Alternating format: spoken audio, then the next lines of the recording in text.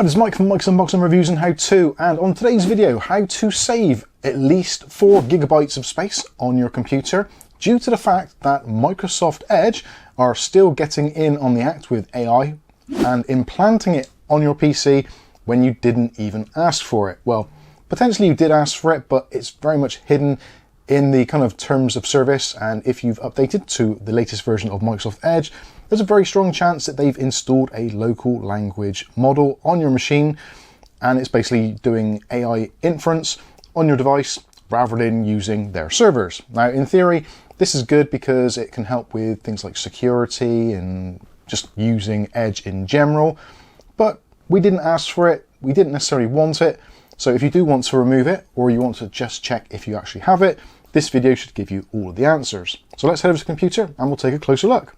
Okay, so here on my desktop computer, and I've got a Word document, which I'm going to copy and paste this into the video description so you can check out all this stuff for yourselves to copy and paste, because it's far easier than actually typing it all out.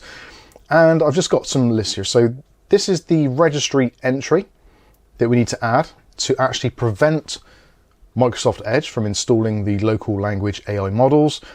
Also, I've got the Google one in there as well. So if you haven't seen our video on how to do the same thing in Google Chrome, then you maybe want to do this one as well. Otherwise, just link to the video that we've already done. Also, this is where the file will be stored on your device. If it's already been implemented, some it will, some it won't.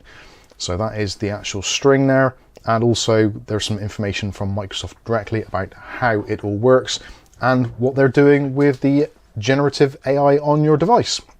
So let's look first of all on the Microsoft site. So this is the link, so the generative AI local foundation model settings, and basically it just tells you which devices it's likely to be on. At present, it's not incorporated into iOS, so if you're an iOS user, this doesn't affect you. If you're on Android, it will be in version 147 of the Edge browser, on macOS version 132, and also for Windows version 132. So basically from the description there, you can read it for yourselves, but essentially this is the policy which says whether or not this is actually allowed or disallowed on your device. So 0 is going to be allowed, which is the default setting, and 1 is going to be disallowed.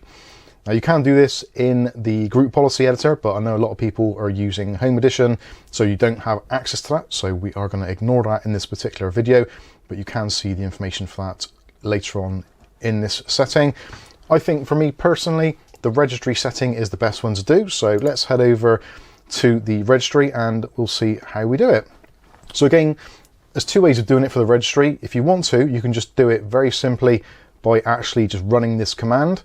So if you go down to the bottom here, type in command for command prompt and right click and choose run as administrator and then click OK. Then what you can do is you can actually copy and paste this registry edition. Just copy that from the video description, go back to your command prompt, Control V to paste it all in there. And basically what it's going to do is going to add the key into the system. So press enter, operation completed successfully. So that is one way of doing it. That is probably the simplest way, but if you want to actually delve into the registry a little bit yourself and do the setting for yourself, then I'll show you how to do that next. So we've opened up the registry editor. In order to do that, again, just type in regedit or start typing it and choose registry editor. When it opens, it'll ask for user account control for security. So just go ahead and let it do that. And then what we're going to want to do in the registry is to basically navigate to this key. So start off H key local machine and expand that. Then go down to software and expand that one. Then find policies, then Microsoft, and then you're looking for another key called Edge. Now, if you don't have it, it's very easy to do. So highlight Microsoft, right click and choose new and choose key. And we'll call this Edge with a capital E and then press enter. So now we've got our new key. Then right click again, choose new and dword 32-bit value. And you'll see this new value here. I'm going to click elsewhere. So that is set up.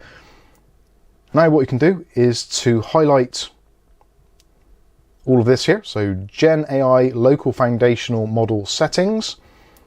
So I'm just going to grab that from this text here. Again, you can do this from the video description, or if you're extremely clever and remember these things, then you're more than welcome to just go ahead and type it straight in. So this value we now need to rename. So we'll go right click and choose rename, and we'll remove that that's there, then do Control V to paste it in, or you can do right click paste, and there you go. So generative AI local foundational model settings. Press enter, and then what we want to do at the moment, like we said earlier, to leave it in the on setting, we leave the value as 0. So we want to change that value, so we'll double click on that and we'll change it from value of 0, change it to a 1, and press OK.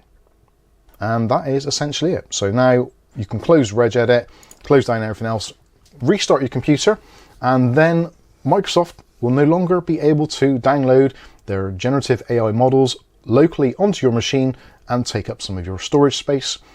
If you want to do that, feel free to do so. Again, if you want to do the Google one, that is also going to be linked in the video description, and also I'll put the reg ad in the video description as well, so if you want to do that, you can do.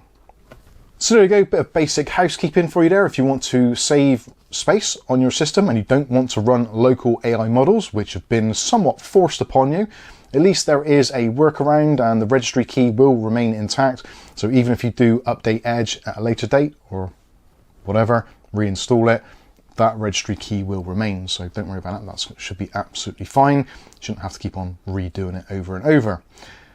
Like I said, if you want to do the same thing for Google Chrome, then the video will be linked up here or here, or check it out from the video description, or use the reg ad as we've already said. Again, all of this I'll try and put in the video description. If for some reason I can't, I will put a link to our Discord, so you can head over to Discord and I'll pin it into one of the tech support rooms. So if you have any problems getting hold of the information, it will all be there as well. And of course, you're more than welcome to join our Discord if you've got any technical problems other than things which we've discussed in this video. We'll be very glad to have you and try and help you with your computing woes. But I think that's going to pretty much wrap this one up. I've been Mike, this is Mike's Unboxing Reviews and How To, and hopefully we'll catch you in the very next video. Thanks for watching.